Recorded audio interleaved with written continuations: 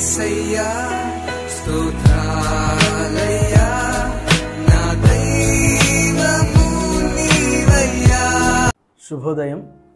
క్రీస్తు నందు ప్రియమైన దేవుని బిడ్డలారా, మన రక్షకుడైన యేసు క్రీస్తు యొక్క పరిశుద్ధ నామములో మీ అందరికి కూడా ఉదయకాల శుభాలు తెలియజేస్తున్నాను. మన టీఎల్సీ అనుదిన ఆహారంలో ఈ దినం దేవుని యొక్క మాటను మన జ్ఞాపకం చేసుకుందాం. నిర్గమాకాండం 33వ అధ్యాయము 15వ వచనాన్ని జ్ఞాపకం చేసుకుందాం. మోషే, నీ సన్నిధి రాని ఎడల ఇక్కడి నుండి మమ్మను తోడుకొని పోకము. దేవుని బిడ్డలారా, ఈ ఉదయకాల సమయంలో దేవుడి మాట ద్వారా నీతో నాతో మాట్లాడుతూ ఉన్నాడు. ఆనాడు మన పితరులైనటువంటి ఇశ్రాయేలుని మోషే తన నాయకత్వంలో నడిపిస్తూ ఉన్నాడు. నడిపించినటువంటి కాలంలో మోషే జ్ఞాపకం చేసినటువంటి శ్రేష్టమైనటువంటి తలంపు ఏంటంటే, ఈ వచనంలో 2 తలంపులు జ్ఞాపకం చేస్తున్నారు.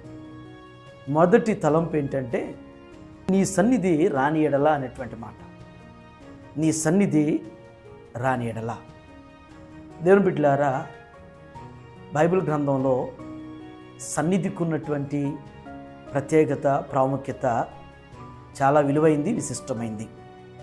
ఎందుకంటే దేవుని సన్నిధి ఉంటే భద్రత ఉంటుంది, దేవుని సన్నిధి ఉంటే నెమ్మది ఉంటుంది, దేవుని సన్నిధి ఉంటే మన ప్రయాణాలన్నీ కూడా, మన పనులన్నీ కూడా త్వరగా అయిపోతాయి. అందుకనే మోషే ఏమంటున్నాడంటే, ఒకవేళ అయ్యా మేము బయలుదేరాల్సి వస్తే, మేము ప్రయాణం చేయాల్సి వస్తే నీ సన్నిధి మాకు తోడు రావాలి అంటున్నాడు. ఎందువల్లంటే దేవుని సన్నిధి తోడుగా ఉంటే మనకు కూడా భద్రత ఉంటుంది.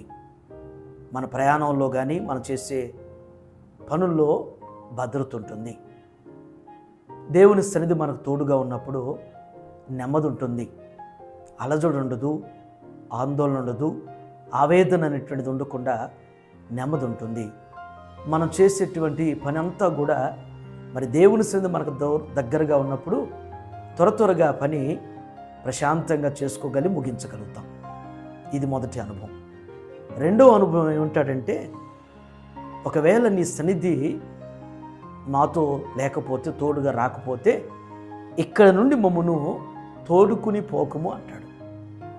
ఎందుకంటే అయ్యా, ఇక్కడైతే నీ సన్నిధి ఉంది, ఇక్కడ నుంచి ఒకవేళ నీవు మమ్మల్ని తీసుకెళ్లాల్సి వస్తే నీ సన్నిధి మాకు తోడు రావాలి. నీ సన్నిధి ఉంటేనే కానీ మమ్మల్ని తీసుకుని వెళ్ళు, మమ్మల్ని నడిపించమని చెప్పేసి భక్తుడు మోషే జ్ఞాపకం చేస్తున్నాడు. ఈ ఉదయకాల సమయంలో దేవుని బిడ్డలారా, నీవు నేను కూడా దేవుని సన్నిధి యొక్క విలువను మనం గుర్తెరిగితే, దేవుని సన్నిధి ఉండటం ద్వారా మరి ఎంత లాభం, ఎంత ప్రయోజనం ఉన్నదో అనేటువంటిది మనం గుర్తెరిగితే ఖచ్చితంగా మన దైనందినటువంటి జీవితంలో కానీ, మన కుటుంబ జీవితంలో కానీ ఖచ్చితంగా దేవుని సన్నిధిని మనం కోరుకుంటాం. దేవుని సన్నిధిని మనం ఆశించి, దేవుని నిత్యం కూడా ప్రభువా నా జీవితానికి నీ సన్నిధి నాకు అవసరం, నా కుటుంబంపై నీ సన్నిధి ఉంచండి అని చెప్పేసి దేవుణ్ణి అడుగుతూ మరి దేవుని యొక్క సన్నిధి కొరకు నిత్యం కూడా కనిపెట్టేవారు ఉంటాం. ఆ విధంగా ఈ ఉదయకాల సమయంలో మనతో దేవుని సన్నిధి ఉన్నదో లేదో చిన్ని వ్యక్తిగత స్వపరీక్ష, మన కుటుంబంతో దేవుని సన్నిధి ఉన్నదో లేదో, మనం దేవుని సన్నిధి కలిగి ముందుకు సాగుతున్నామో లేదో చిన్ని పరీక్ష చేసుకుంటూ, ఒకవేళ దేవుని సన్నిధికి దూరంగా ఉంటే, దేవుని సన్నిధి మనకి తోడుగా లేదు అని అనుకుంటే, ఈ క్షణమైనా ఈ సమయంలోనైనా దేవుణ్ణి అడుగుదాం.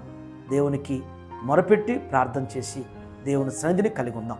ప్రార్థన చేసుకుందాం. మరి ఈ దినం ప్రాముఖ్యంగా మన సంఘ సభ్యులు జాన్ వెస్లీ, మన రాజేంద్ర గారి యొక్క కుమారుడు, ఆ బాబుకి జన్మదిన శుభాకాంక్షలు తెలియజేస్తున్నాను. రెండో వారు మన సుమంత్ జూలీ గారి యొక్క కుమార్తె అభిగయల్కి జన్మదిన శుభాకాంక్షలు తెలియజేస్తున్నాను.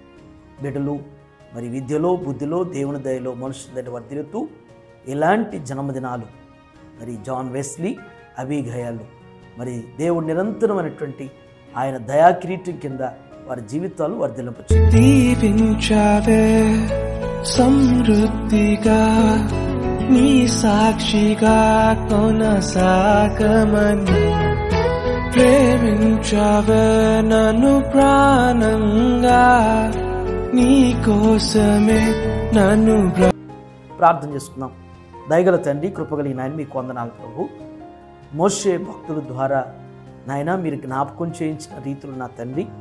మోషే అడుగుచున్నాడు, నీ సన్నిధి లేకపోతే మిమ్మల్ని ఇక్కడి నుంచి కొనిపోవద్దు, తీసుకుపోవద్దని జ్ఞాపకం చేస్తున్నాడు. మీ సన్నిధి యొక్క విశిష్టత, మీ సన్నిధి యొక్క ప్రాముఖ్యత, మీ సన్నిధిలో ఉండటం ద్వారా కలిగేటువంటి మేళ్ళు ఏంటో మోషే అనుభవించారు కాబట్టి అడగగలుగుతున్నాడు. దేవా, మా జీవితంలో కూడా నా తండ్రి మీ సన్నిధి మాకుంటే భద్రత, మీ సన్నిధి మాతో ఉంటే నెమ్మది, మీ సన్నిధి మాతో ఉంటేనే మా పనులన్నీ కూడా అయ్యా చక్కగా చక్కబెట్టుకోగలుగుతాం. ఆ విధంగా నా తండ్రి ఈ దినం ప్రభువా మీ బిడ్డలైనటువంటి మా అందరికీ మీ సన్నిధి తోడుగా ఉంచండి.